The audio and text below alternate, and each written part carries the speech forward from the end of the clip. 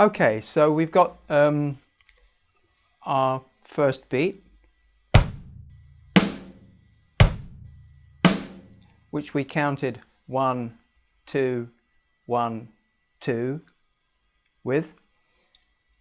And now what we're going to do is we're going to put extra little notes, just hi-hats on their own, in between each one of those beats.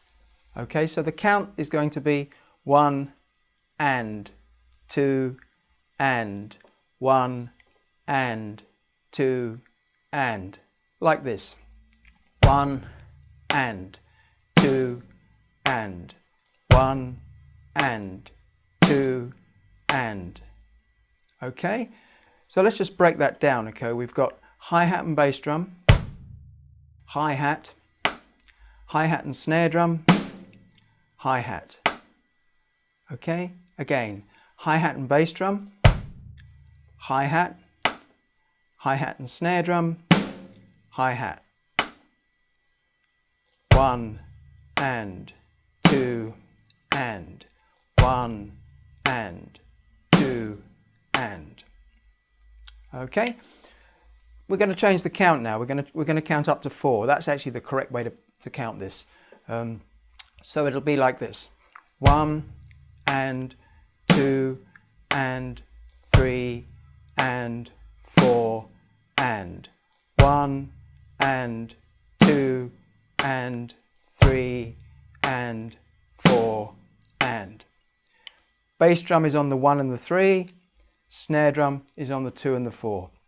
And this is the classic rock feel, okay, the classic 8th note rock feel. It's called an 8th note feel because when we count from 1 up to 4 and, 1 and 2 and 3 and 4 and, okay, we've counted 8 things there. We've counted at the same pace as the hi-hat, okay, so there are 8 hi-hats.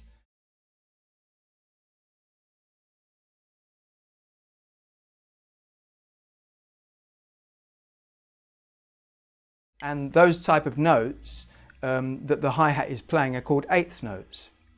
Okay, so this is known as the 8th note feel rock beat. Okay, it's the most common feel in rock music. So this is a very important rhythm to learn. Once you've learnt this rhythm, there's lots and lots of variations that we can then start to learn. Okay, so just go over it once more. Okay, I'm going to play it without the count this time, a little bit faster. I'll count it in. 1 and 2 and 3 and 4 and.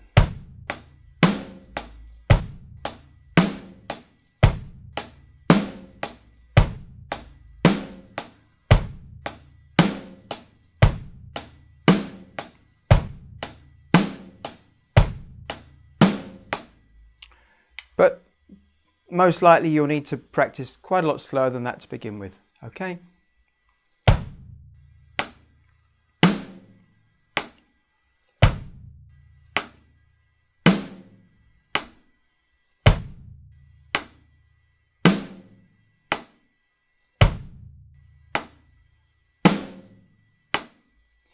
Be careful not to miss out the hi-hat that comes after the snare drum. Okay? So we've got hi-hat and bass drum, then hi-hat. Hi-hat and snare drum, then hi-hat. Okay, there's always a hi-hat after each of the 2 elements of the initial first beat we learned. Okay, great. So practice this one and have fun with it, and then we'll go on to the next stage. See you in the next lesson.